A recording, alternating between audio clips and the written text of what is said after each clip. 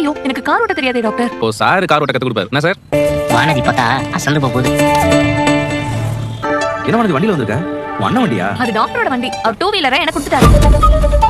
Doctor நல்லா joke சொல்கிறாரு, doctor நல்லா சிரிக்கிறாரு, டாக்டர் நல்லா கார் ஓட்டுறாரு, டாக்டர் அவர்கிட்ட இருக்கிறத எல்லாத்தையும் எனக்கு கொடுக்குறாரு அப்படின்னு மூச்சுக்கு 300 தடவை டாக்டர் புராணத்தையே பாடுற வானதி கொஞ்சம் கொஞ்சமாக பாண்டியை விட்டு விலகி டாக்டர் பக்கம் போகிறான்றது அவளுக்கே தெரியாமல் டாக்டர்கிட்ட அவள் பழகிட்டு இருக்கா. நேற்று ஸ்கூட்டியை கொடுத்தவர் அடுத்தது கார் ஓட்ட சொல்லி கொடுக்க போகிறாரு. கொஞ்சம் கொஞ்சமாக அவங்கக்கிட்ட நெருக்கம் ஏற்பட போகுது.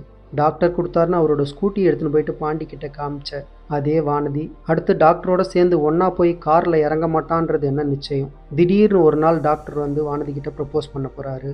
அப்போ வானதி என்ன பண்ணுறதுன்னு தெரியாமல் பணத்துக்கும் காசுக்கும் ஆசைப்பட்டு பாண்டியை விட்டுட்டு டாக்டரை ஏற்றுக்கிறாளா, இல்லை பணம்லாம் எனக்கு முக்கியம் இல்லை, எனக்கு காதல் தான் முக்கியம் அப்படின்னு இந்த டாக்டரை விட்டுட்டு பாண்டிக்கிட்ட ஓடி வராளா? பொறுத்திருந்து தான் பார்க்கணும். பொதுவாக பணம் தான் முக்கியம்னு போகிறவங்களும் இருக்காங்க. ஆனால் வானதி என்ன பண்ணுறான்னு பொறுத்திருந்து பார்க்கலாம்.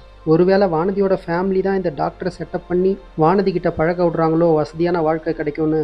என்னவோ, உங்களோட கருத்துக்களை கமெண்ட்டில் சொல்லுங்கள்.